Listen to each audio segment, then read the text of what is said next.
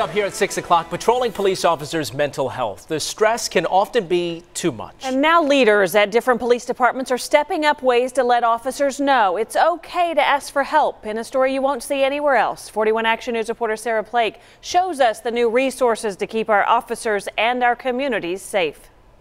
Policemen are good problem solvers, but not always in our own personal life.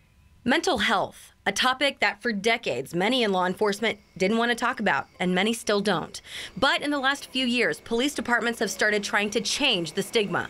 The same skill that you have in seeing or identifying somebody in mental crisis out on the street may be something you see similarly while you're at roll call sitting next to somebody. As crisis intervention training has ramped up, so have peer support groups where officers can talk to one another confidentially and freely.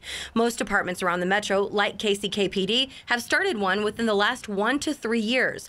All departments have some sort of program dedicated to employee mental health. But when we lost Lancaster and Melton, one thing that became apparent to me is that we weren't doing a whole lot, or we weren't doing a good job of trying to take care of the mental health of our officers.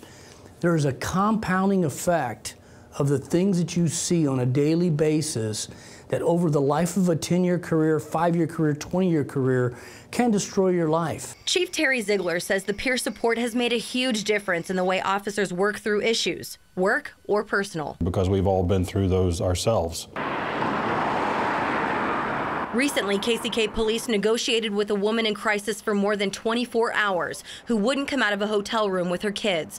They found out she's a 22-year veteran of the Kansas City Police Department on administrative assignment since May. Currently, KCPD is working on enacting its own peer support group, but already has some other resources available. In situations like that, where the person just does not have the ability to cope, then we need to be able to recognize that and to say, hey, they do need some help. Ziegler says as a leader, the shift in mental health stigma starts with him, and he realized it when Officer Dave Melton and Detective Brad Lancaster were killed in 2016. To sit there and cry in front of your men and women, that's not how I came on the PD. It was, suck it up, hold your composure, no emotions, get off work and go deal with it however you need to. The KCK Commission recently approved $20,000 in the 2019 budget for police wellness exams. If you're aware of what happens to you physiologically, then you have the ability to overcome it. I just think that's important.